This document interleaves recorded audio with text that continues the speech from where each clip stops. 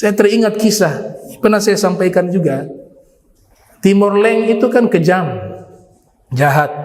Sebagian ulama mengatakan demikian. Ibnu Hajar Haytami dalam kitab As-Sawa'iqul Mukhriqah mengatakan ketika Timor Leste ini wafat, ada pembenci Timor Leste. Dia sangat benci Timor Leste. Akhirnya dia membaca Al-Quran, dia mencari ayat-ayat yang menceritakan azab. Dia tulis, dapat ayat-ayat yang ceritanya azab, ditulis lagi di bukunya. Dia buat semacam buku wirid khusus, isinya azab semua. Di dalam Al-Quran dia pilih ayat-ayat yang menceritakan tentang azab. Setelah sudah terkumpul 30 juz dari ayat-ayat yang menceritakan tentang azab dan siksaan, dia datang ziarah ke kuburannya Timor Leste. Saking bencinya kepada Timor Leste, dia baca itu wirid tersebut, berharap ini Timor Leste dalam kubur diazab lebih besar oleh Allah, lebih keras oleh Allah, karena orang jahat menurut dia seperti itu. Ada ulama mengatakan Al-Quran memang ada beberapa kitab seperti Syamsul Ma'arif, kitabnya Imam Ghazali, dinisbatkan kepada Imam Ghazali, kitab Manba'u Usul Hikmah. Di situ kan ada ayat-ayat Al-Quran yang dibaca sekian kali dengan cara begini bisa membahayakan orang tersebut. Kata ulama, orang yang membaca Al-Quran dengan niat seperti ini sebenarnya dia sedang merusak Al-Quran. Karena Al-Quran tidak mengajarkan untuk membuat orang lain celaka.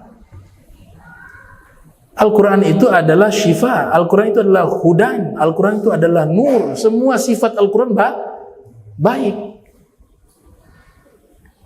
Walaupun ada orang yang dia tidak senang karena orang itu jahat, tapi bagi orang yang ingin mencapai magom bersama orang-orang siddiqin, kayak doanya Habib Ali Al-Habsyi, Allahumma inni as'aluka, ya aku meminta kepadamu itu al-khilafah al-uzma, khilafah yang agung, as-siddiqiyah al-kubra wal khilafah al-uzma.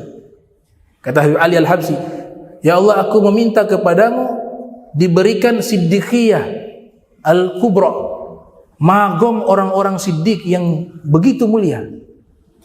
Orang-orang siddiq yang begitu mulia tidak pernah dia menggunakan ayat Al-Quran, bahkan doa untuk mencelakakan orang lain, walaupun terhadap musuhnya. Gak bisa, biar Allah yang balas, selesai. Takut nanti ada yang berlebihan dari apa yang dia lakukan kita sekian. Ternyata kita mengamalkan doa ini, membaca ayat ini, dia celakanya lebih daripada itu. Khawatir yang lebih itu nanti Allah tanya kepada kita. Bisa difaham ya? Makanya kaum solihin tidak seperti itu, tidak diajarkan seperti itu. Semuanya diambil yang baik. Cara yang tadi dilakukan salah. Mengumpulkan ayat Al-Quran yang sifatnya azab, tujuannya dibacakan itu untuk orang yang di kuburan itu diazab. Caranya tidak benar. Al-Imam Hasan bin Ali bin Abi Thalib dikisahkan dalam riwayatnya. Tapi memang tidak gampang bisa ikut mereka, gak bisa. Kita akui kita gak mampu. Tapi ini gambaran bagaimana akhlak keluarga Nabi Muhammad SAW.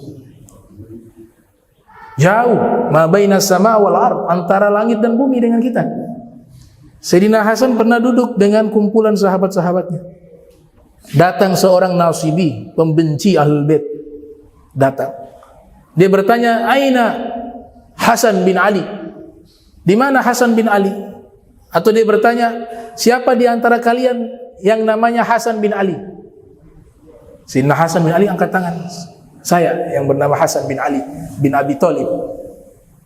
Ini pembencinya mengatakan kepada Sayyidina Hasan, saya ini paling benci di dunia ini yaitu kepada dirimu dan ayahmu. Kalian berdua itu adalah orang yang paling saya benci di dunia ini. Inni ubghiduka wa abaka. Saya ini benci sekali kepada dirimu dan ayahmu. Sayyidina Hasan santai. Sayyidina Hasan ia dididik oleh Nabi Muhammad SAW. Tidak emosi, tenang, sabar. Beliau bangun mengatakan dalam keadaan posisi berdiri, ayahmu di mana wahai fulan bin fulan? Ayahmu di mana? Dia katakan, ayahku ada di rumah, masih hidup. Sayyidina Hasan mengatakan, ketahui ya wallahi inni uhibbuka wa abaka. Ketahuilah demi Allah, saya ini sangat mencintai dirimu dan ayahmu. Saya mencintai dirimu dan ayahmu. Diludah. Kita ini kalau ada yang ludah di muka, saya rasa semuanya marah. Jujur saja, semua kita pasti gak sanggup tuh orang ludah di hadapan orang banyak, diludah di wajah. Diludah di wajahnya Imam Hasan bin Ali bin Abi Thalib. Imam Hasan mengusap itu ludah yang mengalir di wajahnya. Dia mengatakan, sami'tu abi yaqul. Saya mendengar ayah saya berkata. Wa abah saya mengatakan, sami'tu Rasulullah sallallahu alaihi wasallam yaqul. Dan ayah saya mengatakan mendengar Rasul sallallahu alaihi wasallam bersabda, inna riqal mu'mini sifa. Sesungguhnya ludahnya orang beriman adalah obat. Ini adalah obat. Akhirnya ini orang dia takjub dengan akhlaknya Imam Hasan. Dia akhirnya menjadi pencinta Sayyidina Hasan bin Ali bin Abi Thalib. Dia mengatakan, engkau benar-benar adalah min sulalatin Nabi Muhammad sallallahu alaihi wasallam. Engkau benar-benar adalah seorang daripada anak cucunya Nabi Muhammad sallallahu alaihi wasallam. Dia mengamalkan ayat idfa billati hiya ahsan. Membalas kejahatan orang dengan perbuatan yang lebih baik. Itu magom tertinggi. Jadi kalau makin luar biasa perilaku kita menarik perhatian Allah dan perhatian Nabi Muhammad. Jadi kalau lagi apa-apa kita coba naik ke level itu. Karena yang biasa-biasa ya akan biasa-biasa di mata Allah dan Rasul. Tapi ketika seseorang mengambil satu perilaku yang luar biasa, yang tidak semua orang mampu, di saat itu dia sedang memanggil dan menarik perhatian Allah dan perhatian Nabi Muhammad sallallahu alaihi wasallam. Dipraktekkan oleh Imam Hasan. Jadi jangan tuh pakai amalan-amalan begitu. Mau hantam orang ayat ini. Apalagi ada surat biar ini dia cinta mati ke saya. Ini biar dapat jodoh.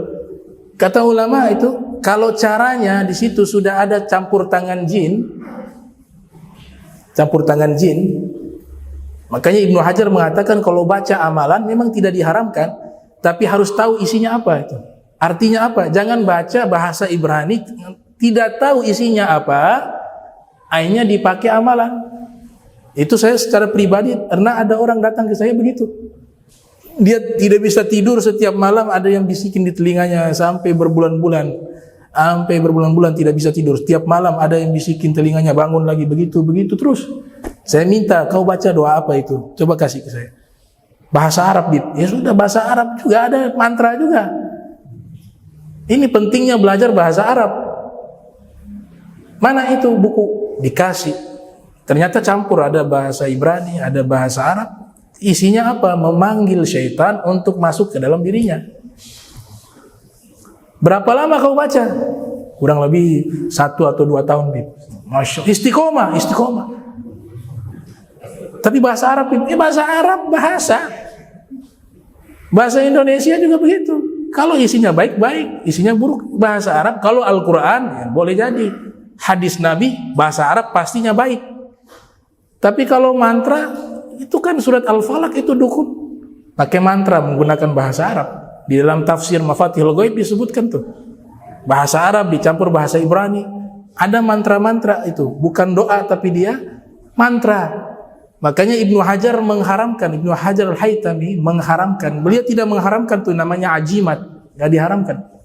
Ajimat itu sahabat praktekkan tuh. Abdullah bin Amr bin As punya anak kecil belum bisa membaca Al-Quran. Dia buat tulisan Al-Quran, kemudian dia gulung di kain dan dililitkan di leher anaknya. Itu dalam kitab Al-Azkar An-Nawawiyah. Isinya Al-Quran, gak ada masalah. Tapi masalahnya kita membaca, mengamalkan, caranya tidak baik. Pakai Al-Quran, benar Al-Quran. Tapi caranya apa? Mau celakakan orang. Mau begini orang. Berarti Al-Qurannya tidak salah. Dia caranya itu dia salah, jadi haram. Atau yang kedua, caranya benar. Biar ini toko laris nih. Kan gak apa-apa tuh. rizki. Ada amalan pakai Al-Quran, namanya surat dinar, mereka sebutkan. Surat doi kalau bahasa Ternate. Padahal cari di 30 juz gak ada surat dinar. Surat At-Tolak, iya kan? Itu caranya baik. Tapi ini dia ingin mendapatkan rizki, ada amalan yang bukan Al-Quran, bukan hadis Nabi, isinya mantra-mantra yang bertentangan dengan Al-Quran hadis, maka ini haram. Itu kata Ibnu Hajar Al-Haytami dalam kitab Al-Fatawi Al-Hadithiyah mengatakan demikian.